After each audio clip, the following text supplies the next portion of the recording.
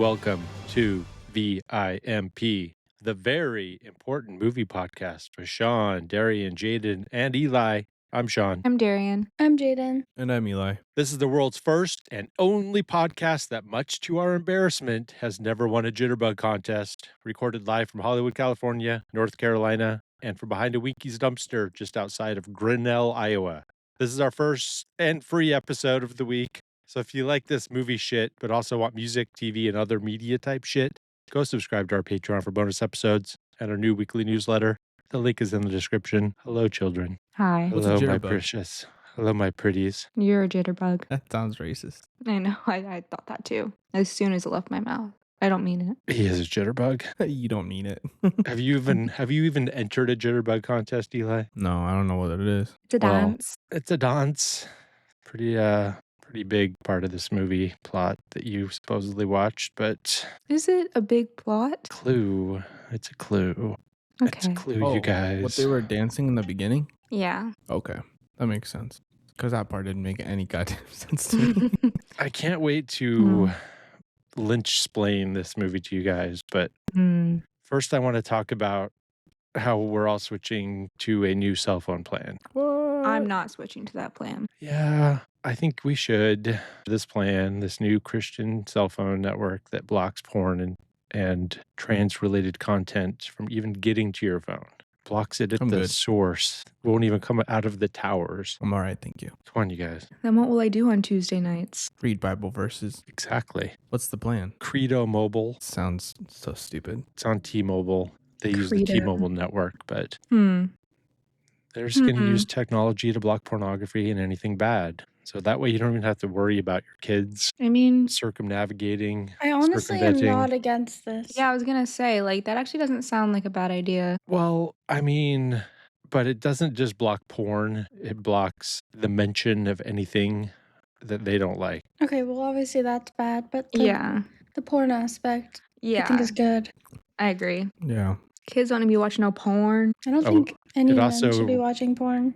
Has AI generated Bible Fair. videos. What if it's like, What? what if it is like consensual, like, I don't know.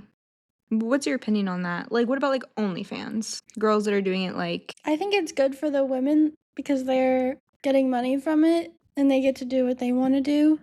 And I guess it depends on the person, but like Pornhub style porn Right. is like it's just disgusting and it's like it makes men like sexualize women in all the wrong ways and overly sexualize women and they I don't know. I think it's just gross and it makes men have porn addictions and like treat women like shit. And I'm sorry. Why is there porn of siblings doing things together? That's crazy. And and they're why s- is they're it like the normalized. number They're one step watch? siblings. But yeah, why is that like the most popular? Because that's crazy. It's because of the divorce rate in this country. There's so many step siblings out there that Right. I don't know. I don't know the answer to That's that question. crazy. It is insane. I think it's more. I've thought about this actually, Of course you have. and I think that it's because it's a self-fulfilling prophecy where people thought that was what was popular, and now that's the only thing getting made. So all the talent, quote unquote, is just making that. So now all of the best produced stuff is that, so it gets watched the most, which makes them make more of it, which then is watched the most. Yeah. I think that's just what's there now. That's really insane. Do people even use Pornhub anymore? I feel like OnlyFans. I don't even hear anything about OnlyFans anymore. I feel like everyone's quitting OnlyFans. Really? Yeah. Well, once they have an Elle Fanning show about it on Apple TV, it's I want to become watch that. passe. I watched the first like 15 minutes and then I turned it off. Oh, is it bad? No, I just couldn't be entertained. Okay. By it or anything? I don't know. Okay. I've watched all but the most recent episode, and it's fine. I'm sure that fine. the second season will be terrible because it's on Apple TV. Right. So even I if the love first Elle season's Fanning. good, Yeah. it'll take a complete nosedive by the time the second Listen. season comes out. Your Friends and Neighbors is on season 2. We're on like season 2, episode 4 or something, and it's still good. I So don't I believe have you. high hopes. That's the one with John Hamm, and he is like rich and like lives among a bunch of rich people in this rich neighborhood, and then he loses his job, so he starts robbing everyone to make money. That's cool. It's been pretty good. I've seen stuff about it. You know that like meme that got popular of John Hamm like dancing in the club? Yeah. I said, ooh, ooh. That's from that show. Oh, okay. Baby, turn the lights on. Does he go on a cruise in it by chance? No. No. I feel like my hatred of cruise lines has been vindicated yet once again by this Hantavirus outbreak. Everyone needs to stay on that boat, and then they need to blow up the boat. Yeah, that's why you don't go on a cruise. You never know what's going to happen on a cruise. You never do know. You guys watch that documentary Poop Cruise? That's what I say. There's the poop cruise. You never know when you're going to be on a poop cruise or a Hantavirus cruise or a cruise that hits and tips over sideways. I feel like we've definitely talked about this before, but like there are people that are cruise people that go on multiple cruises a year, like this girl I used to work with. And then there's me and Hayden and other normal people that have no desire to go on a cruise ever. And They me. don't seem fun at all. You've been on a cruise, you freak. I've been on the one cruise and I hated it and I will never go on it again. Not even. I'll never go on it again. I'll never go on any cruise again. The only cruise that does kind of entice me a little bit is like an Alaskan cruise where you can go out and like whale watch the whole time. Yeah. That could be cool. And like look at the northern lights and stuff. But you can just go to Alaska on a plane and then do all those things without having to worry about some sort of disease. Yeah. Or icebergs. I mean, that's where you're going to Titanic your shit is in Alaska. Honestly, well, I maybe feel like not now because all the icebergs are melting, but if I had died in the same way as Titanic, that would actually be kind of iconic for me. you I would also be feel like it's not too bad. Like you're just like you're cold and you just fall asleep. That's not too bad of a way to die. you would survive and then not give your family the $1 million diamond necklace and throw it into the ocean like a real cunt. Of course. Absolutely. She's the worst person I love ever. that movie. I just watched Adeline makes me watch it every like 2 months now. The worst person Nice. ever. Rose for throwing the fucking necklace back in the ocean. That bitch. Disgusting. Why She is she a bitch? She could have sold it and donated that money to charity. Something. Why throw it back in the ocean for sentiment? There's nothing in the We've world talked about this. that is sentimental enough for her to throw that thing back in the ocean. She was traumatized by wealth and she Give didn't it all want away. Give it away She doesn't to want someone to else. She didn't want to contribute to that cycle anymore with her family cycle- or other. You're right. She could have given it to charity. Right. That's That what would I'm have been saying. the best thing to do. But she's a selfish Yes. bitch. What do you want? Right. Exactly my point. She could have bought a robot that goes on an airplane Stop. and causes a delay in travel because of a fucking robot. What? Why did it cause a delay in travel? Because it was a passenger on the airplane. Have you not seen the video? It's like a Mm-mm. walking robot that is sitting in the seat and it goes, something happened. Let's see. Let me find the article. Before you guys continue, I watched Flight Risk, and it's about a plane in Alaska. Shawn mentioning that made me remember that that's just an absolutely horrible movie. Yikes. Yeah, I looked up reviews after you said that because I was curious, and it's actually crazy how bad the reviews are. So bad, dude. It's really bad. I don't think I've seen anything that bad. And it sucks because it has like good people in it, Yeah. and it's just garbage. The way it was directed and produced, it was just really fucking bad. Speaking of flights, Spirit is no more. I know. There's a. Did you see that guy that is trying to buy it? Yes, I was going to say that. That's what I was about to bring up. It's a really good idea. I'm thinking Yeah. about pitching in and buying a share. What is the idea? Just nationalize it and make it run like a public utility airplane, publicly owned public utility. So it won't be beholden to shareholders. So it won't have to always be increasing. Basically, it's a socialism for an airline. I'd be sick. Cool. Because the problem with airlines is they are beholden to the shareholder. So it always has to be increasing the share value. That's why they keep charging more and nickel and diming everyone and squeezing more people on each flight, etc. My God, it's so bad. Flights are so expensive. You're flying to LA, Yeah. just like someone else that we know in the 2001 movie Mulholland Drive, directed by David Interesting. Lynch. So I picked this movie because it's one of the best movies of all time. Right. And I'm afraid that you guys aren't going to like it and I'm going to have to quit this podcast. Mhm. But I will allow for, I'll give you guys a little bit of leeway because the first time I watched it when it first came out, not in the theater, but on DVD, I also didn't like it because I didn't get it. And I was watching it with a bunch of people and probably not paying attention very well.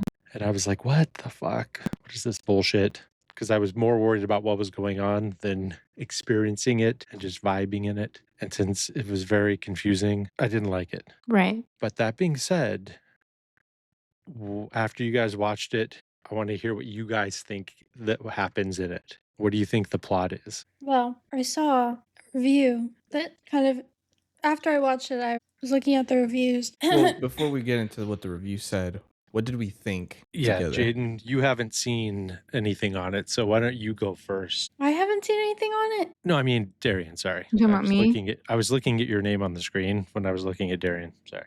Yes, Darian, you didn't look anything up on it at all, right? No, I didn't. Okay. So what do you think happened? What is your interpretation of the plot of, or what is this movie? What happened in this movie to your understanding after watching it for the first time today? Okay. So I don't think you're going to like my answer. And I'm not sure if this is like truly how I feel anymore. I think this is one of those movies like you said, you have to watch it multiple times. I feel like, you said you didn't pay attention and that's why you don't feel like you liked it the first time. But I really did pay attention. Like I tried very hard to stay on my phone. I got on my phone for 1 second when Eli texted, but I was locked in, okay, watching this movie. And I was super confused. It was like the first 20 minutes, I was very confused. And then like 3/4 of the movie, I'm like, okay, like I'm following the plot. I get it. We're good. And I'm actually very much enjoying it. And then the last 20 minutes, I was like, what the fuck is happening? And maybe I need to watch it again to kind of feel out like what I think they're trying to say. But like stuff like this, and like this is a problem I had in film school with like a lot of movies like this, is I feel like these directors just make whack ass movies with like crazy shit like this happening that doesn't make any sense. And they like to say, well, it's up to interpretation. It's up to whatever the viewer thinks, that's the art of it. That's what makes it so amazing. And it's like, that is fucking annoying. You just made a movie that doesn't make any sense. And your excuse is that you want it to be up for interpretation, but there's just no, like, I don't know. Okay, But this does have a bit. I mean, it has a shit ton of that. David Lynch is famous for not explaining and Right. wanting it to be up for interpretation. Right. But this does have a couple layers that can be explained of what actually happened Mm-hmm. and what is going on at a base level. Mm-hmm. And but you just have no idea. You just don't know. You don't have any thesis or anything at all. Here's what I saw. Okay. I saw brunette girl Rita, car accident, amnesia. She doesn't know what's going on. Okay? She somehow gets into that house. Don't know how she got into that house. But she gets in there, and then Betty comes, and Betty's trying to be an actress. And something I did think was really, really interesting was like, and I don't know if this was on purpose, but I feel like it was. I felt like when Betty was first on the screen, like for the first 20, 30 minutes, I was like, this girl fucking sucks at acting. Like, it's so bad. It's like comically bad. And maybe that's the style they're going for. But then when she was like doing her audition, it was really good. So I was like, did they make her like bad at acting so she would look so good at acting when she was doing that audition? Like, Okay. I don't know if that makes sense. It does. It makes perfect sense. Okay. So That's what okay. it said in the thing I was gonna say. Okay. They talked about that. What did you guys think when you watched it? Did it make sense at all? Like there's one thing 3/4 of it makes sense. It's just the Okay. beginning and the end, to me, that didn't make any sense. I feel like for me, most of it made no sense until I saw that thing and I rewatched it, and then I was like, oh, okay. So basically, it said that the first half of the movie is her dream. She's dreaming all of this, Correct. and it's like an idealized Betty or Diane. Okay. But Betty in the first half. And she's dreaming all of this, and it's like an idealized version of how she wishes her life was. And the second half is reality. So, like, she really wants to be with Rita. What's her name in real life? The names are confusing. Shan. What's her name? Genshin. Oh, in real life, real life? In the second half, what was her name? Camilla. Camilla, yeah. She really wants to be with her, but she's going off to be with this director, and she's also more successful than she is. The blonde-haired girl doesn't get a lot of good parts. She gets like the smaller parts and whatever. Like she's just not living how she wants to live. And then she also does the thing at the end. Can I say? Yeah. How We're gonna talk through the basic of what happened and then go back from the beginning and Okay. explain it to So Darius. then, because she gets so jealous and angry, she hires a hitman, and then he kills her. He kills Rita. And so we're Camilla. kind of like, no, he kills, what's her fucking name? Camilla. Right. And then, okay, so in reality, he does the beginning scene is not the beginning scene, but the scene where Camilla is in the car about to, like, she's driving down Mulholland Drive and she's like, we can't stop here, whatever, we don't stop here, whatever. That's real. No, that's not real. That's not real?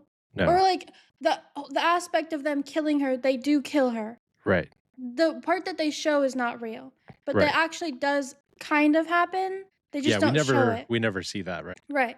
So they actually do kill her. But in her dream mind, so in the beginning, They fail. they fail, which is what we see. And so then she starts this whole thing, and basically it's better for her in this dream because Rita in the dream, she has amnesia. So she's kind of a blank slate. She doesn't know anybody. She's not successful. She only knows now Betty. So Betty can do whatever she wants with her. She's the only person she knows.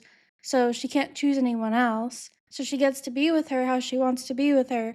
And then also, as far as the audition thing goes, the reason that she's so good is because in reality she's not that great, or maybe she is, I don't know, but she wants to be the successful one. She wants to be the one that's more, like, I guess, appealing to, like, the men in the industry and things like that. And she's so good, and she's getting parts that she shouldn't even be getting, like, better than what she even thought she should get.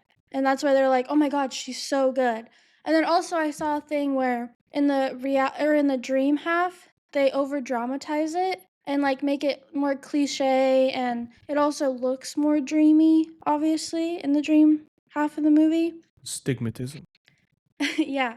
So that's another aspect of it, but then also she makes, like, the director, she makes his life shitty in the dream. Like, his wife or girlfriend cheats on him with Billy Ray Cyrus, which I think is just like one of those things where it's like it's a dream. So random people pop up and it's just fucking random. It doesn't make any sense. Well, but it's okay, Billy Ray so Cyrus. it's the basic. Let me give you a little background on this whole thing, because you're dead on right about all that stuff. So originally, the name Mulholland Drive was going to be a TV show, sequel to Twin Peaks, where one of the characters from Twin Peaks was going to move to Hollywood and become an actress. Ooh.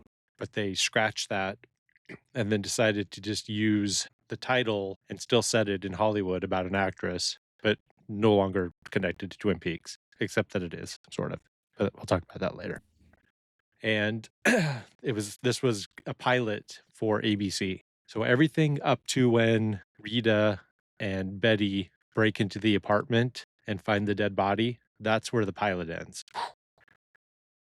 So they shot the whole thing and sent it off to ABC, and ABC goes, fuck you, we're not making this. And so they got financing from Studio Canal in France. So 18 months later, they came back and shot some more stuff that they shoved into the first part, and then the whole part after they break into the apartment was shot 18 months later. So it was supposed to be a TV show. So all the stuff they were setting up was going to go all in different directions, and it was going to be totally different. But after it got canceled, he had to come up with a new idea and a way to repurpose and reuse the whole first part of it. So that's where it became all the beginning was a dream, and then the last third was reality. But it's essentially the same as The Wizard of Oz. So everything that you see in the first 2/3 then is set up in the end, because everybody that you see throughout the first part is something that happened in real life that she saw, and then her subconscious put it into the dream. That is very Wizard of Oz. Right. So the beginning of it is the jitterbug contest. And then you guys probably didn't notice it because I didn't notice it either. on my first few watches because it goes pretty fast. So right after the jitterbug, you see kind of a camera moving around and then a pillow, and then the camera goes right into the pillow. Yeah, Mhm. that's her going to sleep. That's her going to sleep, start of the dream. Okay. So it is basically after she's hired the hitman and got the key put on her coffee table confirming that she's dead. She smokes some crack or some weed or does drugs because you kind of hear that like a smoking sound. And then she Mhm. passes out, and then it's all a dream until Club Silencio. And then it sets up everything that happened. And then you see all the stuff that she really did that really happened. And then you go back and think about the beginning and it all makes sense. So let's go through it and then we'll talk about it. And maybe it'll make sense to you and you'll want to watch it again and you'll love it. Okay. Are you ready? Yeah. Does this make sense to you? Yeah. Okay. Makes sense. It still feels like a little all over the place though. It But does. It does.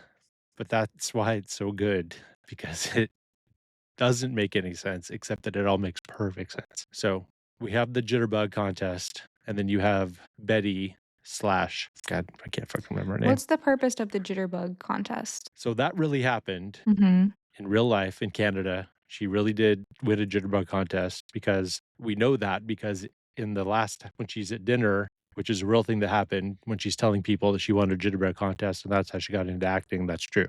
So it starts off with the jitterbug contest and then her winning and then the pillow scene and then it's the opening sequence with Rita driving in the car and when she goes, well, we don't stop here. So the reason why we have to talk about the whole thing is because she's replaying a thing that happened to her in real life, but she's putting Camilla / Rita so it's just dream logic. So she really did go on this limo ride to that dinner, and she's the one who said we don't stop here because there was the secret path where she brought her up to the dinner. Mm-hmm. Yeah. Mm-hmm. She's just recasting Rita in her dream. Okay. And the assassination attempt fails because that's what she wants to happen. Her subconscious wants her not to be dead because she doesn't want her to be dead. So she gets in the accident and then walks down from Mulholland Drive to West Hollywood, which would be like how long would that take? Like 2 days?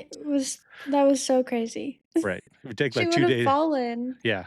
But once we know that it's a dream, we're operating on dream logic, so it doesn't have to make sense in the real world because it's all fake. She just fucking floated down the fucking cliff. Right. She floats down the cliff from the Hollywood Hills down into Hollywood with a concussion and passes out in some bushes. And to answer your previous question, Eli, it doesn't have to make sense, but it does because she wakes up and sees Betty's aunt leaving and sees that she's putting all of her luggage in. So she basically saw the door she came out of and just walked in. Yeah. Because she was going on vacation. So she knew that she'd be gone. It would be an empty apartment. So she goes in, goes under the table, passes out. And then it's the Winky scene, which is one of the scariest things that has ever been made in the history of time. This is the only part that doesn't make sense to me. Yeah, what? So this is put in there, and nobody knows the answer, but the theory out there is because if you remember later on when this is the same place that she hires the hitman at Mm-hmm. in the Yep. real world, Yeah. and she sees that dude standing there Yeah. looking over at her. Right. So she just is basically just casting this guy in her dream. So it's her own subconscious. So she is the guy inside the movie, inside her dream. So she's him. So this is really Diane talking, her subconscious talking. And Yeah, the 'cause goblin. wasn't she talking about having bad dreams Right. in that thing? Okay. Right.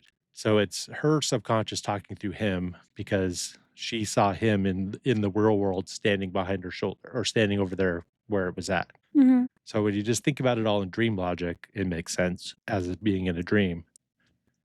And the goblin monster behind the dumpster is a real thing that happened to one of David Lynch's friends around the corner from your guys' apartment at the Denny's on Sunset and Gower. No way. Yeah, he got scared by a homeless That's person. literally right next to our apartment. I know.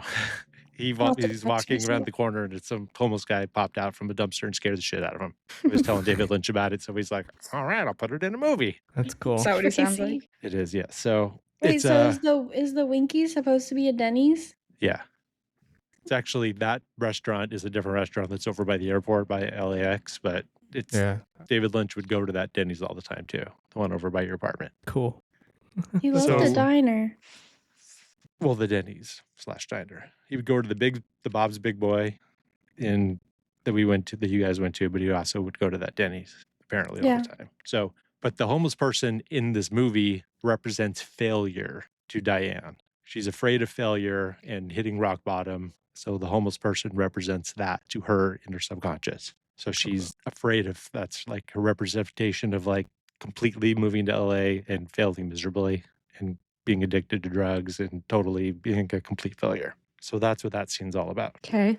And I then will say that David Lynch is pretty spot on about how dreams work, because this is like how some of my dreams are. Yeah. I know. It's like Yeah. I'll be talking to someone and I'm like I'll be like in my dream, like this person was Hayden, but it wasn't Hayden. It was Yeah. Right. someone else, but they were Hayden. Yeah. It's crazy. That's why, I mean, you can't watch his stuff with the mindset of it needing to make sense literally, like with Right. a plot. When you that's why I was trying to with those text messages the other day, where it's like just don't expect it to make sense like a regular movie. Right. And I knew that. Yeah, it's just I think it was more like in the beginning, I felt that way and I was like, okay, here we go. And then I started to really feel like I was understanding the movie and I was like, hell yeah. And then the end happened and I was like, no, what happened? but that's why you have to watch it a few times, 10 times, Yeah. 20 times. I mean, now There's- that I know like kind of the idea of it's supposed to be, I'm like, okay, that, I get it now. And it's still not like, it still doesn't make perfect sense, but No, it doesn't. And I mean, even there's 20,000 different theories about all of this, about what it all means. I'm just kind of picking the ones that I like the most, that make the most sense to me. yeah. So we get the Winkies and he passes out. And the fun thing is the guy that, I can't remember his name, the actor who played that scene, who passes out, his dad owns a diner in LA and he grew up working in the diner and it's named after him. So David Lynch loves putting like real life meta shit into his movies. Nice. So, and then it's the scene with the girl is still missing where they're making all those phone calls and they don't make sense. So that guy in the office building, or like in that weird office that's creepy with all the curtains and everything in there with the glass wall, the guy sitting in the wheelchair, Oh yeah. he's the guy from the videos I've sent you of the little tiny guy in Twin Peaks doing the Yep. backwards talk and the dancing. As soon as I saw him, I was like, here we go again. Well, that's him in a giant, they built a suit that's like him, like in a suit machine. Like he's just standing in there because he's really small. So they just built like a suit, like a model of a normal sized person's suit with a little head sitting on top. So he's just It's Lord Farquaad shit, dude. yeah, he's just standing in this thing, right? To make him look big, but he's got a tiny head. As soon But as why though? Why Yeah. not? Did they want it to look weird? Yes. Or were they wanted to cast him, but they needed him to be big? They wanted it to look weird because it's Okay. in a dream.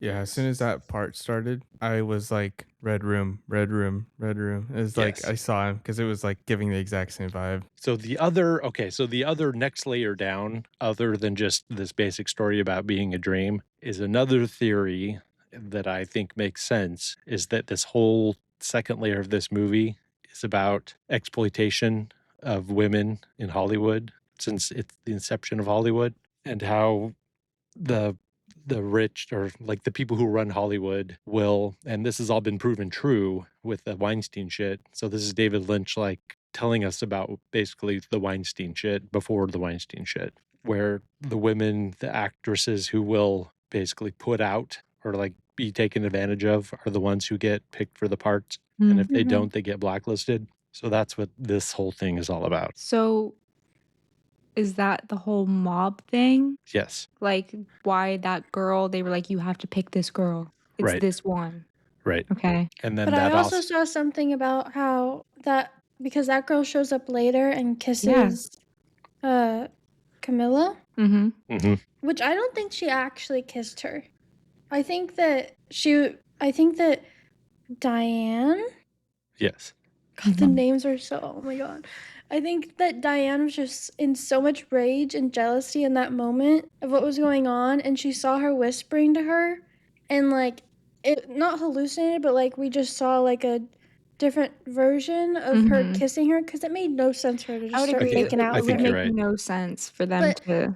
in the dream, the reason she was like that is because she was not even a good actor, and like the only way she was gonna get a part was if this whole mob situation like forced the director to give her the part because she hated her. Right. That's exactly right. Okay, so the next scene is Betty arriving to LAX with the old couple. Or she just, I think she flew from Canada with the old lady, and then the old man is there to pick her up. And yes, you were exactly right about it being way over the top. On the special features of the Blu-ray, there's interviews. There's an interview with David Lynch and Naomi Watts together, and she's just saying how David was. Well, she's David with her Australian accent because she's Australian. She's like, we're shooting these scenes, and he's like, just go bigger, bigger, smiler, huger. And she's just going like, this is going to Huger. fucking suck. This is so stupid. Why are you making me do this? It's like your kid the first time eating ice cream. Like, you got to look ridiculous. Yeah, and she So did. it was all very intentional, yes. And Yeah. and then the smiles when they're driving in the car, just Yeah, what the it's fuck? made to look insane and like it's in a dream, Okay, well, now it makes more sense, kind of. But kind of. yeah, but like I get what you're saying. Like knowing that it's a dream, I'm like, yeah, dreams are so ridiculous. But I guess when I was watching it thinking that this is reality, I'm like, why is this so ridiculous? Is this just ridiculous to be ridiculous? Which, I mean, that's fine. But It's supposed to give you a creepy vibe, and that's 95% of David Lynch is trying to give you a creepy vibe. it did. And did it work? I mean, did it make you feel weird watching this movie? No, I was So very scared. much. Okay, yeah. You're supposed to be scared, I wasn't It's- scared. like in an Like, the existential part- dread sort of way. No, I was literally scared. Like the part what? where I think the scariest part for me, which is so stupid, but the scariest part was when she woke up in the middle of the night and started saying like, Silencio, Silencio with their eyes wide open. Oh my god. I wanted to like, it was so did- scary. Good. No. See, you're gonna have to watch Twin Peaks now because And then also the part where they showed the body, that part was scary. I wasn't expecting that. I was expecting, like, obviously we saw the body, but like the face was scary. I was definitely expecting someone to be dead in there the second they walked in there. I didn't expect them to be that dead. As funny. soon as they walked in there, they were like acting like they smelled know, something but really bad. So I was like, oh, someone's decomposing in there. I wasn't and she expecting to hasn't been see around such for a multiple days. decomposed face, though. Yeah. So that was supposed to be Diane. right. Yeah. Okay. But in And the that's future. where the timeline logic kind of falls apart. Yeah, that's where I'm just like, okay. Those are Because the little things where I'm like, okay, that doesn't really like add up still, but like you just have to let it go. again, we can just You like just have to let it say go. we can just say it's genius and it's so weird and different. Another thing that proves or like shows that it's a dream versus reality is her hair is different. Like in the dream half, it's still It's short, beautiful. obviously. It's pretty. It's more like Bouncy it's and more like like Camilla's hair. yes. Throughout the reality part, it's like it's more luxurious or like That's so true because when it got to the end and it showed Dan, for a second I was like, is that Betty? yeah. I was like, okay, Yeah. that's Betty's face, And but then that's not just, Betty's like, hair. regular, like 2000s like haircut at the end. Yeah. So Yeah, her hair I was think that beautiful. she wanted to be like I think she in the beginning she wanted to be more like appealing. I think she just really wanted to be Camilla. Do you Yeah. think that when she was saying like she was in love with Camilla, she was more like what's the word? Not Jealous? inspired, but like not jealous, but like Envious? I guess envious. Like it wasn't so much that she was in love with her, but she like wanted to be her Yeah. kind of thing. Like I she think wasn't it's- actually in love with her. I think it's all of those things. I think she 'Cause I feel was like in if love you with were her. actually in love with her, like would you want to kill someone you're in love with? That happens all the time. People kill someone you're in love with out of I jealousy. think she was more obsessed with her than in love with her. Yeah, I feel I like think it was more of like more like wanting to be her, obsessed with her, like maybe in love with her in like a weird way, but not like truly like Yeah. I think it's all of those healthily things. in I love think with it's her. all wrapped up with love, Obsessed with her. That's what I was obsessed, thinking. She's obsessed with jealousy, her. envy, all of those things. I mean, she literally went insane over her. So it's everything all wrapped up into one. And why does Camilla like it almost felt like she was like rubbing it in her face.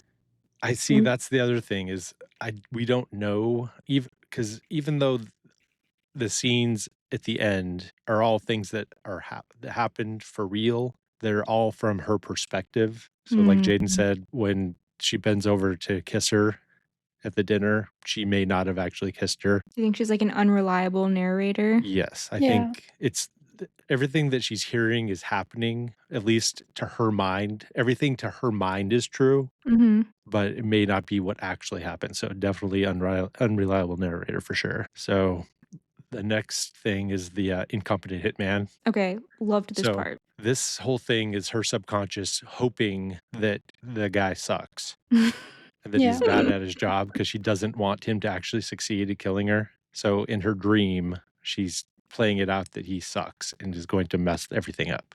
I mean, he obviously doesn't, but so that's why he's so bumbling and stupid because that's how she wants it to turn out. What does he say? He's like, oh man. Oh man, we're just shrugging. Oh man, man. Aw. That the whole part where they're just laughing about, I didn't get this until yesterday when I watched it yesterday, is I didn't ever realize that they were talking about the accident the whole time, about the accident that Rita was in. I'm like, oh yeah, that's what they're laughing about. I mean, it doesn't make sense, but it's in the dream, but that's what they're talking about. Who's talking about it? The guy that he shoots in the head, the two guys, when they're laughing and going, can you believe that? An accident. But it's all, none of it happened in real life. It's all just beginning part of her dream. So they're laughing about part of her dream. And if you notice in the further meeting, when she's meeting him at the Winkies to hire him, he has that black book. So the black book gets cast into the dream as well as him going to get that from him. Okay. And his little giggle at the end, in reality, he does the same thing in her dream. And I think that's funny. Because then she asks, like, what is the key open? And then he laughs. Right. And then in this scene, he also is, like, laughing about something. And it was just weird. The way he was laughing was just weird. So weird. So weird. I like the guy with the vacuum. This guy kind of reminds me of Theo Von. Yeah. Like maybe it's his dad. It's funny. Maybe it's Theo Von's dad. Not that I like Theo Von, but, But yes, they look alike and they kind of act like dumb shits. They're both dumb as shit. All right. And then it's the whole scene with Adam at the meeting with the brothers. So some fun stuff about that. So the guy who spits into the coffee is Angelo Badalamenti, who is the composer. He does all the Twin Peaks music and he did all the music for this movie. And he's good friends with David Lynch. They started working together on Blue Velvet. So they've known each other for years. And Angelo was telling David Lynch a story about how he was working with this singer and she invited him over to her house for dinner to visit her and her husband in New Jersey. So he drives to this big old mansion in New Jersey and he implies that it was like this gangster guy. He never says that it is when he's telling the story, but he implies that it's this gangster guy. And he goes to meet him, goes into the house and the wife's all, oh, Angelo, you're here. There's my husband. The guy, he goes to shake his hand and the guy doesn't shake his hand. He doesn't say one word. He just stares at him. And then through the whole dinner, he just doesn't say a word. He just stares at him the whole time. So he's telling David Lynch's story. And then like a year later, he's like, hey, Angelo, I'm going to have you be in this movie. He's like, remember that story you told me about that guy you went to visit? He's like, you're going to do that. And then you're going to do something weird. I'm not going to tell you what it is until the day we shoot. And that was the spitting the coffee. That shit pissed me off so much. Because follow it. But You're he's not an adult. Shit. Or he could just spit it back into the cup. Dude, what the fuck? And he doesn't even spit it out. He just opens his mouth, lets it like all fall cat. out It's to the same as when I try to give my cat medication. It's like... I mean, there's no way it was that bad. Shit. So stupid. It's just everybody's so nervous. And then Adam Kesher's like, what the fuck is going on here? What the shit? What is going on? But it yes, reminded me of Matt. Yeah, especially in the year 2001. That's exactly what he looked like. I know. I didn't know that he was the guy that plays the guy that's buying Runway. Yeah. In The Devil Wears Prada too. That was interesting. He also is the DJ in Zoolander. where they do the dance fight. I Mm, haven't seen that in so long. yeah. He also co-wrote Tropic Thunder with. He's also another one of Jennifer Aniston's ex-husbands that proceeded to have children after being with her, Oh, okay. which is so fucked. Well, you don't want your kids coming out with those Rachel haircuts. She can't have kids. Oh, is that she can't? No. Oh, I always thought that. It's like been a whole thing. That's why everyone's like, it's so fucked up. Because I she knew can't. I knew the whole thing about how they all would have kids after her, but I didn't know it was because she couldn't have them. Yeah. That sucks. Like, they left her because she couldn't have them, or Well, they like just. Brad Pitt cheated on her, obviously, with Angelina Jolie, and Mhm. people think that one of the reasons was because she can't have kids, and then he went on to have. Well, most of them are adopted, but he did have a lot of kids with He did. Angelina Jolie, Or and do they then have like 47 and they adopted 102 or something like that? Yeah, no, they have two real kids. Real kids. The rest are They fake. have two biological kids, and The other then ones are wooden boys. The other ones are robots holding up plane rides. But that was like the most fucked up one because he cheated on her and all that. But then Yeah. she was with Justin. How do you say his last name? Thoreau. Thoreau. Oh. She was with him, and they broke up in 2018, and now he's dating someone significantly younger and just had a kid with her. Shocking. I mean, I don't know. I feel like just because she can't have kids doesn't mean like they can never have kids if they want to. No, I know. I just think it's an unfortunate It's turn true. of I mean, events for her. it is. Unless she doesn't want kids. Does she want No, kids? she does want kids. Oh. It's been like a whole thing where she's not gonna have them anymore, obviously, but Why doesn't she people have buy asked some her like that for so Angelina, Yeah, long. why didn't she just Angelina buy Jolie some? did? Because she wanted to have her own biological kids. She's talked about that before. Too bad for her. She can't have everything in the world. I know. She gets Seriously. She gets the morning show and all the money from All Friends. the money. She'll just wipe her tears with all her money. Yeah, that's what the money's for. Okay, so Adam goes out and smashes the car and takes off like a little bitch. Mm-hmm. He just has that golf club on him. Yeah. Well, he was carrying it around the whole time. Mm-hmm. It's a dream. It doesn't make sense. Right. So Didn't know that at okay. the time. So he goes home, and this house is amazing, right? Don't you want to live there, Jaden? Yeah. Yeah. Okay, tell me why this entire scene reminded me of those fruit videos. The AI fruit videos. The entire scene really reminded me of that. With the cheating. He's never coming back. Like, he kicks him out. Like, I was like, what the fuck is happening? The And whole the pink thing. paint looks kind of like fruit. So the And fun Billy Ray thing. Cyrus was a jump scare. And she's Yeah. like jumping on him and like beating him up and stuff. Or I guess that's the other guy that comes later, but whatever. This The is whole thing. Billy Ray Cyrus. He doesn't blame David Lynch personally, but he says that getting cast in this movie is what ended his entire life and ruined his life because, Why? well, as he says it, they lived in Nashville or whatever because he was a country star. And then when he got cast in this movie, they moved to LA, and this is where Miley Cyrus started getting into acting, was from him moving there, and that's how she got into the head. Basically, him moving here to do this movie is what made everything change for the whole rest of his life. If he wouldn't have got cast in this movie, they just would have stayed in Nashville, and he would have just been a country dude. And then Miley Cyrus never would have happened. We would have never had Hannah Montana. That would have been terrible. Well, according to him, that's bad. Hannah Montana is a bad thing, and it ruined his That's life crazy. and broke up his marriage and everything. So he's so selfish. Yeah. He's such a piece of shit. No, I know. So it's pretty funny that. But do you Well, remember thanks, that David part? Lynch. Do you remember the part in the dinner when you hear him saying that she got the pool guy and I got the pool? Yeah. So that's her taking that one little tidbit and creating this whole entire scenario out of that one little tidbit that she heard. Except making it worse for him because he actually did leave and he also didn't get the girl because she hates him, so she wants to make his life horrible. And then he also doesn't have money now for whatever reason. At the time, I was like, why doesn't he have money? Well, because the mob in the studio, the powers that be cut off all his accounts. He was like, she was like, you're broke. And he was like, I'm not broke. And she was like, I know.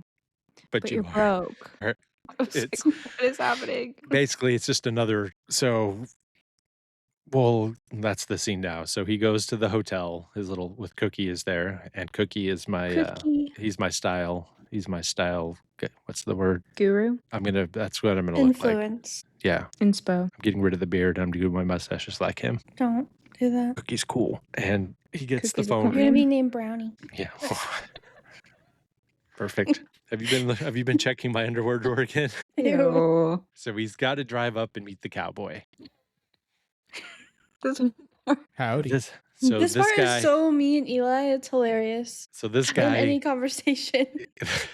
which is funny because this dude he's a friend of David Lynch. He's not an actor. This is the only thing he's ever done ever. He's a movie producer, I believe, and he lives on a ranch up in the Hollywood Hills. And he brought his own wardrobe. Those are his own clothes. Authentic. He owns Tom Mix's wardrobe. Was like the first Hollywood cowboy. I guess he's got it's worth a fortune according to David Lynch, his wardrobe that he has of Tom Mix. So he brought his own wardrobe, and Justin Thoreau is telling the story about. He's like, I talked to Monty in the morning, and he's like, so you want to run through the lines, do some practice, some rehearsals? He's like, no, I looked at it this morning, I got it. And they get up to do the scene, and he can't remember any of them. And they're like, you said you looked at him. He's like, I did. I don't know what's wrong. I looked at it this morning. He's like, but did you learn them? Did you learn the lines? He's like, I thought I did. I looked at it. So Justin Thoreau, they had to tape all the lines. There's like, if you look at they're like taped to his face and his chest. And so when they're doing the coverage where you're just seeing Justin Thoreau's back, the front of him, there's all the lines are all taped to his face and his chest and everything, and his lips and his eye. He's got it all like on his face so we could read all the lines off Jesus of him. Christ. And then No, but do we have the lines for this part? Because I'm not even joking. I've had this exact conversation. Just different words. I was Because- thinking I'm going to start telling Hayden, if you do a good job, you'll see me once. And if you do a bad job, you'll see me twice. No, the part where he's like talking and he's like, do you understand? And Yeah, then he he's was like, like- he's like, okay, what did I say? Literally say that Stop all being the such a time. smart aleck. That's something Grandma says. Smart aleck. being a smart aleck, you guys.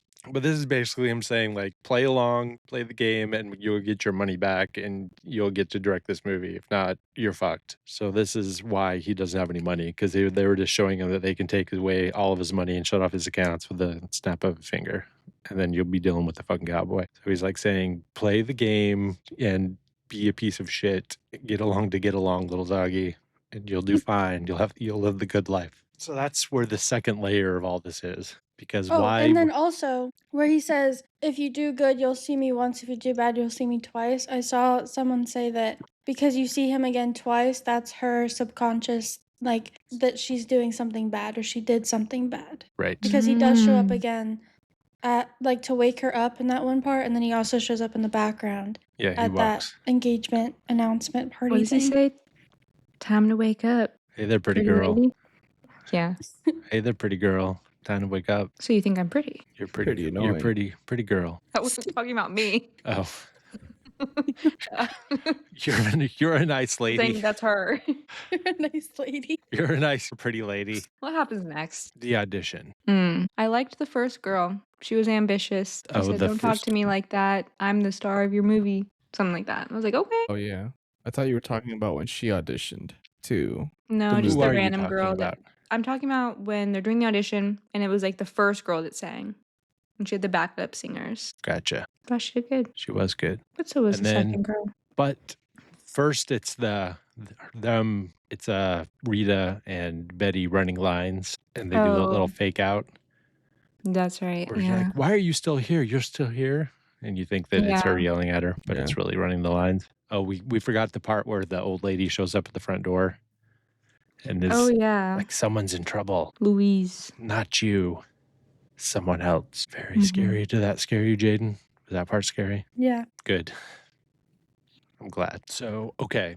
Another layer of this is Naomi Watts was about to quit acting because she had failed miserably in life and was going to move back to Australia and just giving up acting completely. And then she got called in. So the way David Lynch casts his movies is he has his casting agent who he's worked with forever, basically just give him headshots. They're pre-vetted. They only give him the ones of people they know that can act well.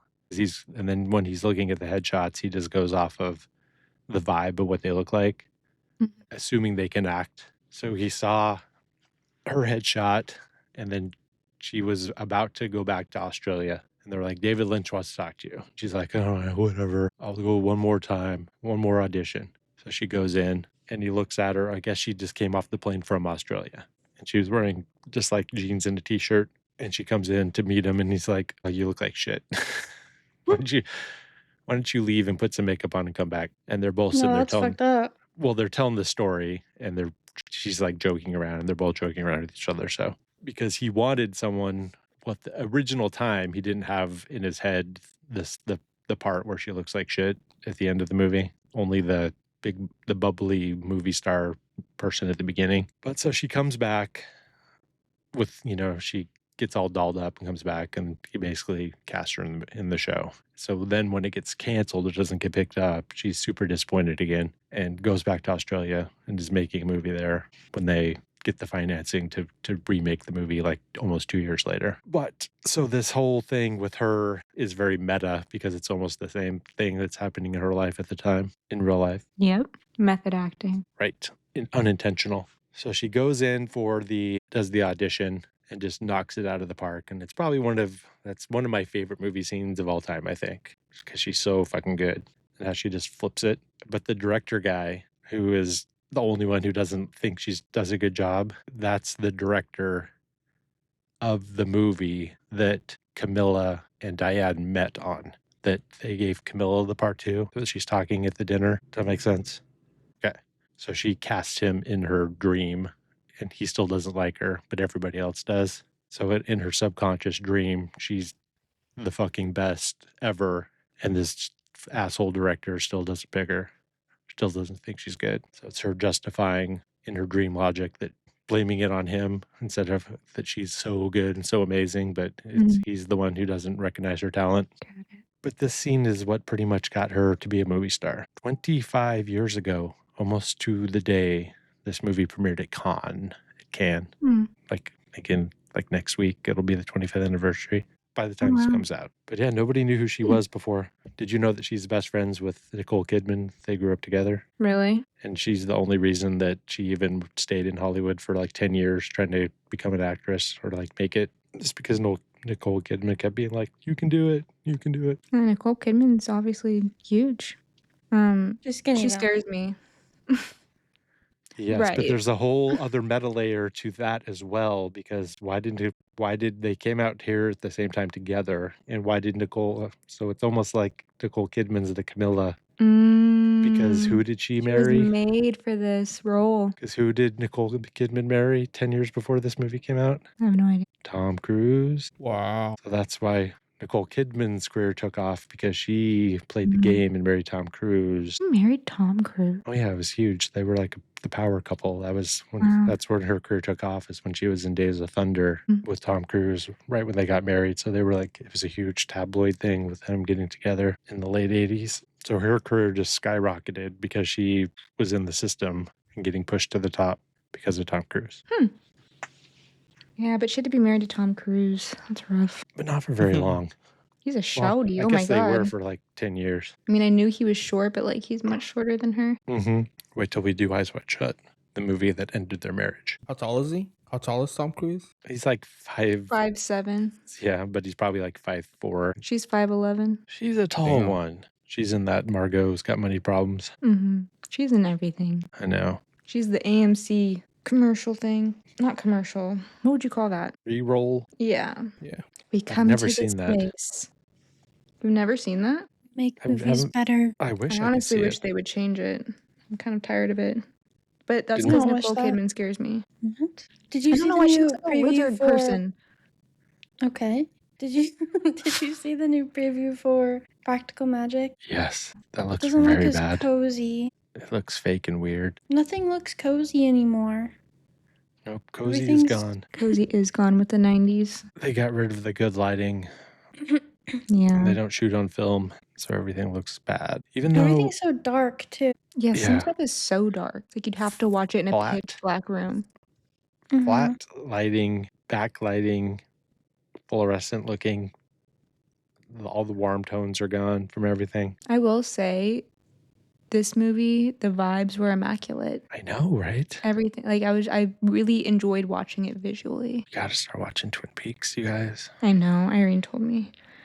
You guys are both telling me. I did start watching it and I didn't love it. Now that you've seen this, because this is very Twin Peaks vibe. This is the vibe of Twin Peaks throughout the whole thing. Dream logic and weird shit.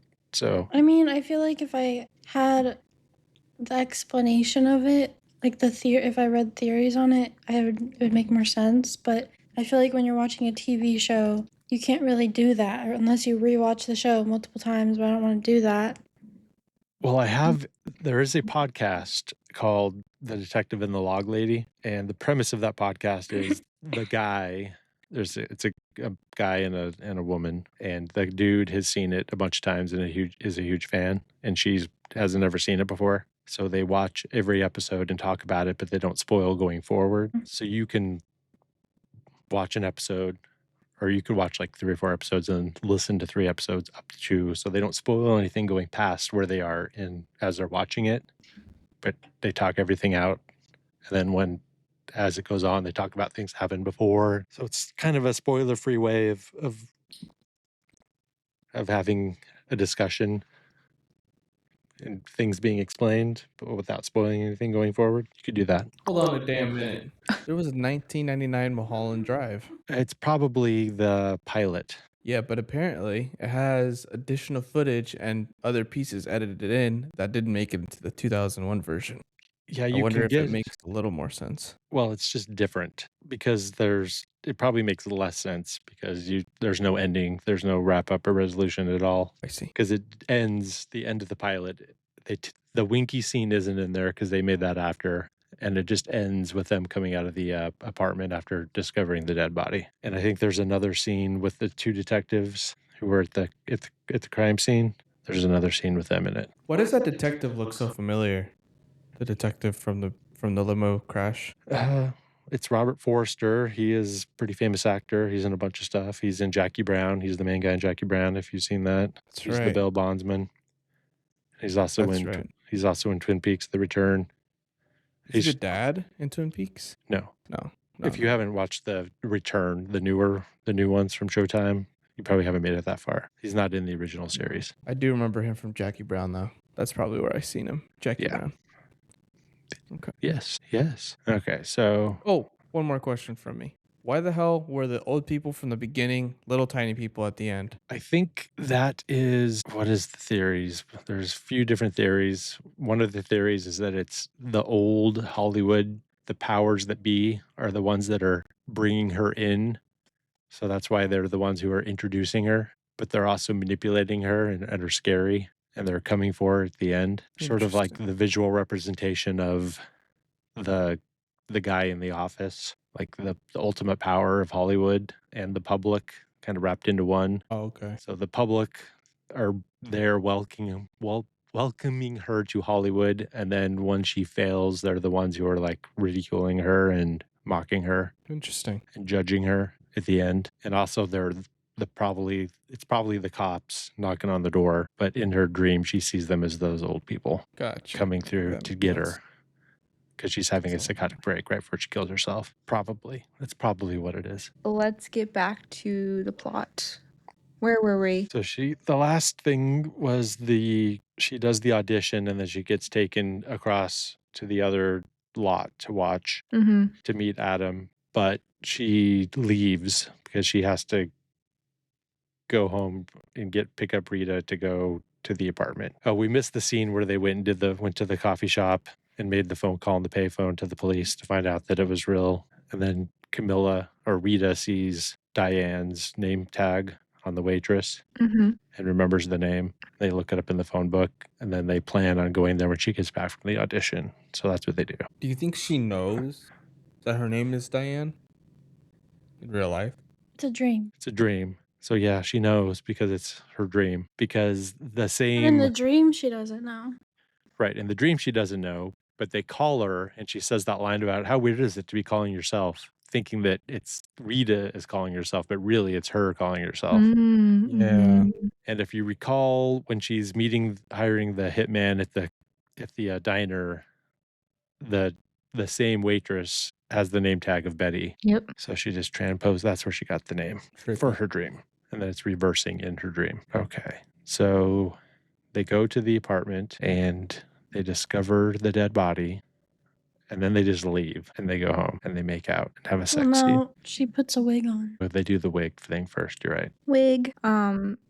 Before we watched this movie, every time we talk about watching this movie, I just kept getting that Chapel Roan song stuck in my head. What's The Naked in Manhattan, because there's a line that says, like that one sex scene that's on Mulholland Drive. I want to know, baby, what is it like? Because she's gay. Did you find this? So there's a lot of there's half she was gay. controversy. Some people think this is exploitative. Anytime there's a sex scene in or any sort of nudity in a David Lynch movie, he gets called out for being exploitative. And then an equal and more vocal group of people say that it is a great representation of it. What do you guys think? Like I've heard that this has been a lot of lesbians saw this and it made them realize they were gay. Exploitive specifically to, like, The actresses in oh, general. just, okay, gotcha. Well, I was actually just talking to Hayden about this, because we were watching Euphoria. No, we were watching Your Friends and Neighbors, and we were talking about how, like, in movies, for me personally, a sex scene can be, like, insinuated, you know? Like, I get it. You guys are gonna do it. I don't need to see your naked body. I don't need to see your thrusts, okay? I don't need to see that. You can kiss a little and then, like, go down on the couch and then we get it. But that's just me. I don't think there needs to be, like, I think there is a fine line. There's a balance between where it's over the top and unnecessary, depending on what kind of movie you're going for and the vibe of the movie, I guess. yeah, But sometimes they just throw it into a movie that doesn't justify it, really. But when the whole Yeah. movie is kind of like that, then it's sometimes like the movie Bound, the Wachowski sibling movie Bound. There's a pretty famous sex scene, lesbian sex scene, where I feel it's like justified. with some, like, it can be artful, but, like, for some, no. I don't know. We were watching Euphoria too. Jaden, are you caught up on Euphoria? Oh. How many episodes have you watched? I don't think I'm going to be. Oh. I watched the first one and it made me want to die. So, Well, there's a sex scene with that Chloe girl, and I felt like I was watching porn. Like, I was like, how is this even being faked right now? Like, the way that Sam Levinson makes things is absolutely disgusting. yeah. Also, like, we get it. Sydney Sweeney has big boobs. Like, Yeah. it's Every just single thing he does is disgusting, and I think he needs to stop making things because I hate him. yeah, it's all pretty vulgar. Like the first episode when she's putting those Oh, bags of drugs down her throat. I was Why like, do they, first of all, why is it from that angle every time? Why does he do it from that angle? Like he's sexualizing a girl definitely having to shove drugs down her throat. Yeah, they were like lubing it up, and she was like, and like it was like she was like making herself Yeah. throw up, and she was like spitting, and I'm like, it's giving like really gross Yeah. blowjob He's porn. fucked up, and I don't Like, like it's him. weird. Yeah, that's what this movie is about. That exact thing. That's the Yeah. thing David Lynch is calling But out. I didn't feel that way about this No, I didn't feel that scene way because about it wasn't constant and overdone, and No. I don't know. I didn't feel like this scene was necessarily too much, and it's nowhere near that. That I watched that. I was like, this is a fetish thing for sure. This was just more like, I'm just talking in general with any kind of movie or TV show. I just personally don't need at least like super long sex scenes. You know, I get it. It's not necessary to the plot to me, so we can move on, but it doesn't necessarily bother me. I don't know if that makes sense. It does make sense. It does. And that's what I think too. I agree. This one seemed pretty nice and This one was- realistic. Yeah, It seemed nice. it was tasteful. I mentioned that to Jade, and I was like, how many people do you think watched this movie? And they were like, I think I'm a lesbian. Apparently it's a Chaperone. A thing. lot. Yeah. I mean, it's going, I mean, Chaperone's putting it in a song, so it's real. She was, I can't remember her name, the actor who plays Camilla Rita. She was Miss USA in 1985. It's Laura Herring. Yes, I knew it. I just forgot. She was also married to a duke in Germany, a German duke for a while. So she was a duchess. That's what they call a when you take a poop and Where? And where's Where? Where's A duke? that? Yeah. Taking a duke? Oh, like a dookie? Yeah. Okay. Yeah, that is what they call that Moving somewhere. on. And then it's the part that scared Jaden, the silencio. This part didn't scare you guys. No, it scares the shit out of me. Yes, everything in this movie scares the shit out of me. Like, if Eli started doing that, I would run away. Karate chopped me in the throat. Or I'd start, like, shaking him like crazy because why? So that's terrifying. And her eyes. I think it's because her eyes are so dark. No, it Yeah. probably would have been worse if she had blue eyes, honestly. I What don't would know. blue eyes be like? You know who she kind of looks like to me? Sophia Nygaard. And maybe I'm crazy for thinking that. I just think sleep talking is weird and scary, and I don't like it. Yeah. And sleepwalking is also, that's really scary. Especially if you end up going to Club Silencio. Yeah. No, I didn't find any of this movie scary. Not like scary, but No, unsettling. Scary. Well, that part was scary, yes. But you didn't find any of it unsettling, Darian? Did you watch it in the dark, like I said? That's true. She wasn't in the dark. You didn't set the I was vibe. in the I told light. you to set the vibe. I You know, gotta and I set was the thinking vibe. it the whole time, but like I didn't plan for this properly. Normally, I watch the movie a day or two ahead. I watched it today. I gave you so much I can't preparation have on how to darkness. set up the vibe properly. I You can't control the sun. They're called curtains. And you could have watched it last night. Yeah. I don't have curtains. This house is barren. And I could have watched it last night, but I was building a couch last night. You could have Is- built the couch today. Is that why you called No. your house Casa Aniston? You said your house is barren. Oh my Oh god. my God. Cut that out. Cut that out. Come on, that's good. That's good. We're gonna Okay, do so they bonus go, Yeah. they episode. take a cab to Club Silencio. And did you guys find this to be very good and moving and really cool? Or, No. God damn it, Darian, you're I fired. think- I felt like this didn't need to be this long.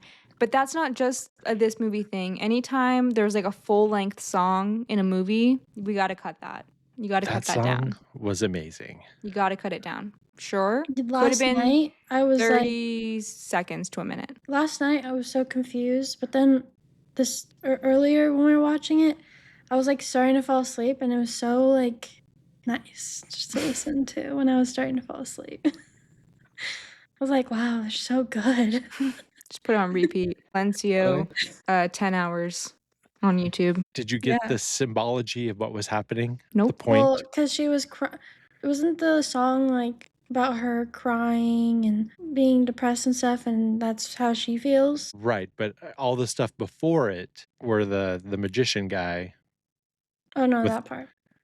So he was just basically saying, there's no band, everything's on tape. This is all fake. Everything is fake. It's her subconscious going, hey, everything Mm. that's been happening is fake. You got to wake up. Everything is fake. Everything that is happening is fake. The shit's all fake. It's all on tape. Everything's fake. So it was- Interesting. and then when they pan through the audience, there was Cheryl Lee, who plays Laura Palmer, is one of the ones sitting there. And then the girl who plays Ronette, who was also in Twin Peaks, they were sitting next to each other. No Hmm. way. Yeah, they're in the audience, sit next to each other. You can see them when they first walk down and sit down. They're like up to the right. So that's why it's in the Twin Peaks universe. Maybe it is. But that's also a dream. Or maybe she's just watched Twin Peaks. Yep, and maybe. That's right. It's true. That's also true. Interesting.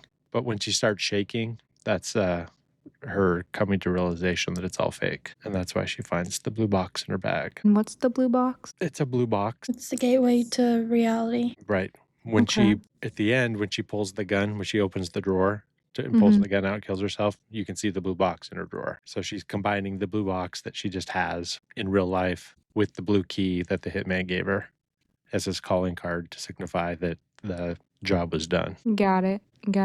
So because it was kind of translating it to in her dream, that's why like the key was so weird, right? Right. In her dream. Yeah, Okay. the key was weird. Oh, okay. Right. So it's just transmuted. That's a total dream key. It's a dream key going into a dream box. That part where she just disappears when they go back to the apartment, that part creeped me the fuck out. Every time I see it, it creeps me out. When she disappears. Yeah, that part was scary. Yeah, Who where disappeared? Rita and Betty, Mm-hmm. right before they open the box, Betty's Oh. just gone. And Rita's like, Betty, where are you at? And she's just gone, completely disappeared. Creeps me out every time. That's that David Lynch little fucking shit that he puts into stuff that just is unsettling and creepy. You guys are easily creeped out. No, you just don't open yourself up. You're too cynical, Got and walls up. you need to open your mind to You're the a clam. surreal. Well, so you watched it during the day. Yeah. I know. You could probably barely see what was happening most of the time. No, I could see. You're a But I daytime do feel clam. like watching it at night would be better. Yeah. But Darian, you are very much how I was. What did you And watch some- it on? Apple Like what device? Yeah. on a TV. Oh, okay. What do you Mhm. think? I watched it on a toaster. A computer. Computer, don't a know. phone, an iPad, and You I think I don't know watched it on what my anymore. phone? That's crazy. I mean, if you watched it in I your wouldn't put it bedroom, past you. One with thing your about phone me, right up to your face. I'm not watching a movie on my phone. I'm not watching a movie on an iPad. If I'm watching a movie on my computer, I'm desperate. Maybe I'm you were watching it on the desperate. TV. maybe you were Desperate Housewives. It's Beverly Hills. Desperate Yes, Housewives of exactly. Charlotte. Charlotte Hills. So No. now we are in the real world, and this is everything looks different. Like the way the camera, like the film stock, everything is like way more realistic now, and like dark and dirty and dingy. Mm-hmm. And no stigmatisms. No stigmatisms. Diane has fucked up teeth. I didn't I'm- notice because I have astigmatism, so the whole thing was an astigmatism for me. Maybe that's why you don't like movies, because you can't see them. Maybe you should put your I glasses on like more. movies. Maybe you should wear your glasses more. I wear them 24/7. Then why do you have astigmatism? Huh? Do your glasses not help with that? You're supposed to. I think Are your they? astigmatism's so bad. I'm pretty that sure astigmatism, like the only way to fix astigmatism is to wear bifocals. My glasses help. yeah, I mean, was it thinking. helps, but I still get like at night, like this light, for example. It's not even nighttime, but this flash is like it's like the stars.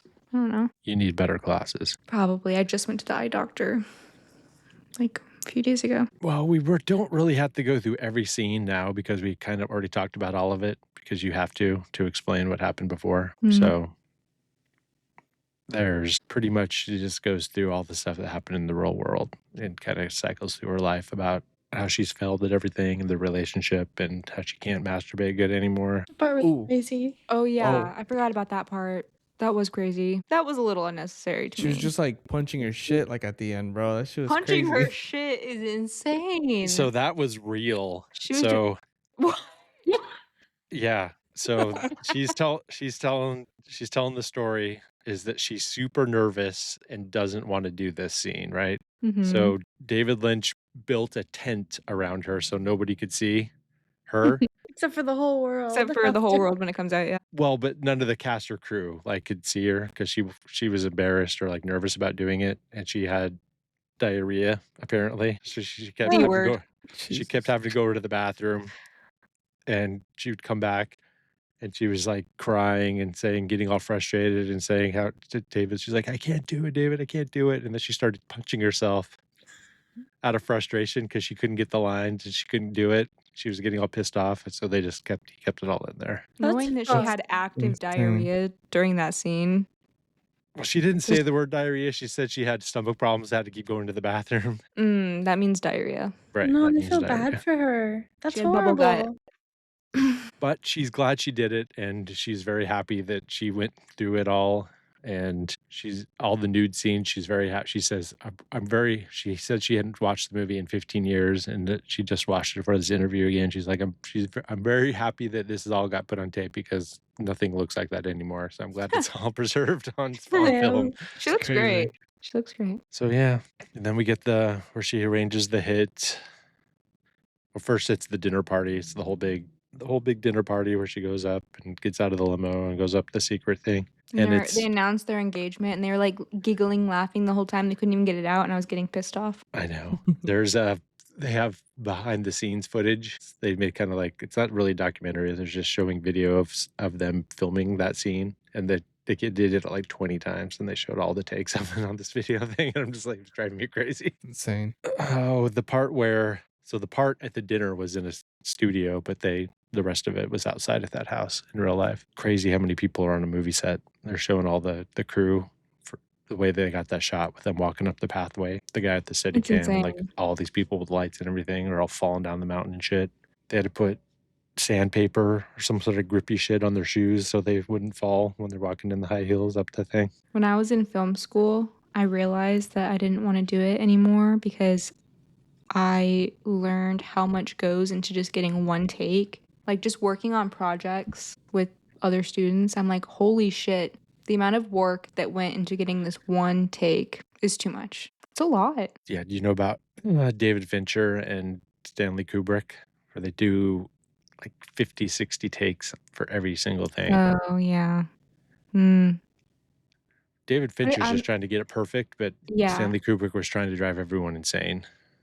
I feel like getting multiple takes of the same scene is like one thing. I'm talking about like you put in so much effort and work just to get like literally like 5 seconds of footage. Like just this shot right here, or like just a minute. And you're making a movie that's, we weren't making this in film school, but you are making a movie that's like 2 hours. This movie's 2.5 hours. Like the amount of time and effort that probably went into this movie behind the scenes is insane. All the little workarounds you have to do, all the little things that come up, you have to pivot. It's a lot. I think it would be amazing to do it. I think I have the patience now after being a truck driver this long. I think I could do something over and over again. The amount of times I've driven across Nebraska, for example. Yeah. So, yeah, there's the dinner scene, and then there's the hiring the hitman scene, and then so there's all these clues. So on the DVD, there was the 10 clues David Lynch wrote to like figuring out the plot of the movie and like solving the mystery. And when she gets the call that the car's waiting for her outside, you see that it's that same weird tree lamp and phone that was from the very beginning. Yeah. It's one of the clues. And then it's the closing sequence where she loses her goddamn mind and blows her fucking brains out. And then there's that part where it shows them all glowy and happy for the very last time, and then the movie is over.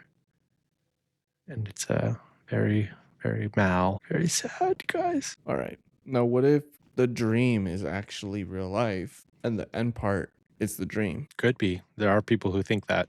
That is one of the theories, that it's a reverse. I like that theory better. Yeah. I think that the theory of most of it being a dream makes more sense, but I hate it for Betty/Diane. Yeah.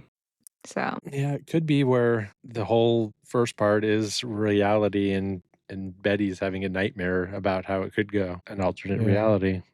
It's true. It could be going the other way. it's up to your interpretation. It is. But we do have a certain series of questions that I will ask you guys, and I'm scared that this might be the last episode.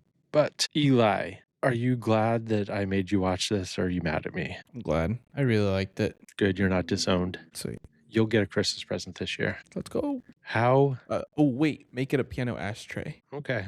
How many piano ashtrays do you give Mulholland Drive? Oh, I was saying my gift. I wanted a piano ashtray for Christmas. I was going to say blue boxes, but I like piano ashtrays now. Yeah. That's the Jaden and rating I talked system. about that, how like you could see that it was a flashback because she still had the piano ashtray and no blue key, like when they started making out and having that sex scene. Mm-hmm. But yeah, anyways, that's long overdue. No, it's past due. No, never mind. We're giving it ratings now. We can't go back into the past. Can't go back. flashback. Yeah. We can't go That's back. Only go That's forward. what I was trying to say. For my rating, I'm giving it a 4.5. 4.5 piano ashtrays. Piano ashtrays, yes. I can't give it 5 because it is just such an unhinged movie, and it made me so uncomfortable. I That's why you know that should give it 5. That's that exactly why you should give it 5. yeah, I know it was supposed to do that. It was just such a trippy movie, and I feel like I need to watch more of David Lynch's movies to probably just like really submerge myself into his mind or whatever. I would recommend the next one you watch be Blue Velvet. It I'll makes have to more watch that. sense. It's makes more sense plot-wise. Still has the creepy weirdness, but it's not as dreamy. Still got some dream logic in it, just not as much. Gotcha. Yeah. Okay, Oh. Jaden, you have to answer this question of, are you glad I made you watch this, or are you mad at me?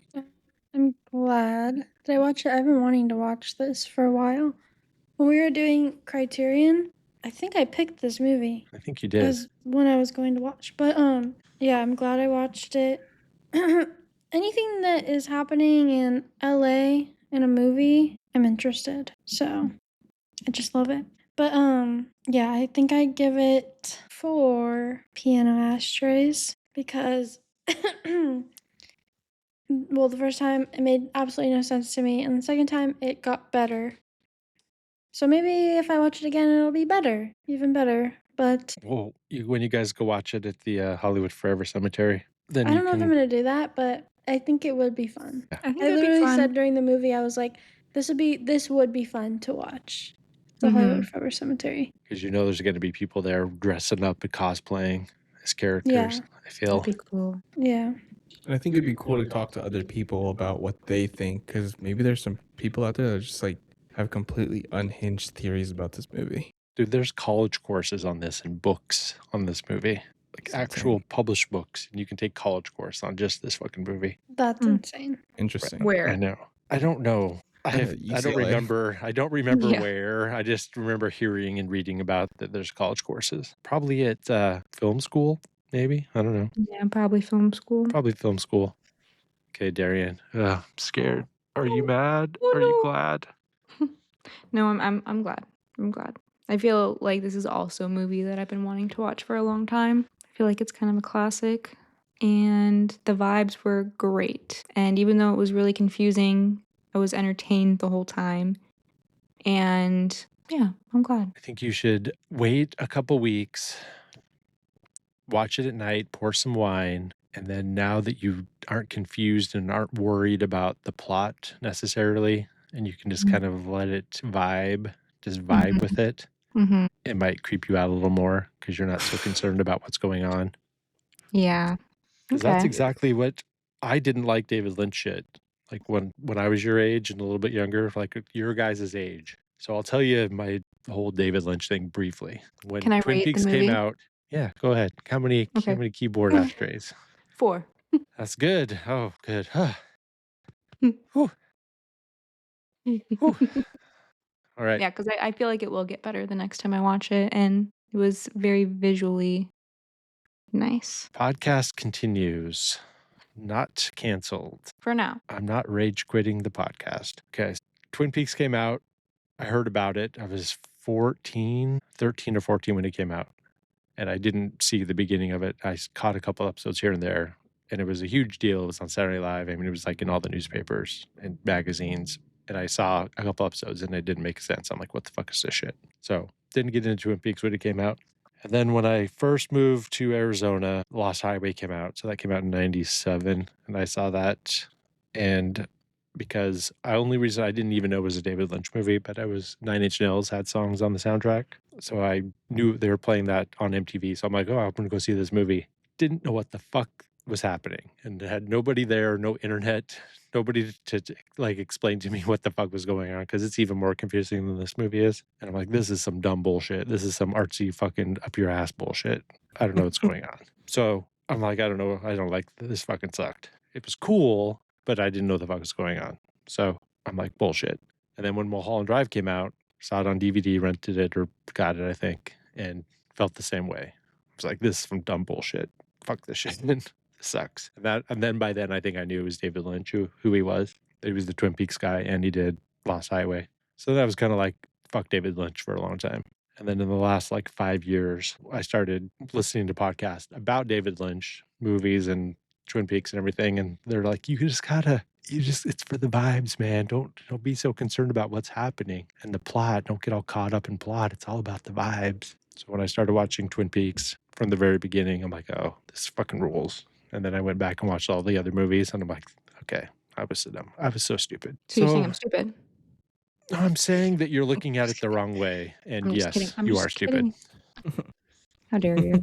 But if you want to ask me the question, I'll answer it. Oh, are you mad or glad that you watched this movie? I am extremely glad that I picked this movie, and I'm very relieved that it was all 4+ stars or 4+ piano ashtray scores. I'm very And relieved and very happy, and I give it 5 piano ashtrays. okay, cool. Silencio. Silencio Bruno. That's what I kept thinking, and that's why I wasn't scared, because the whole time I was like, Silencio Bruno. It took me out of it.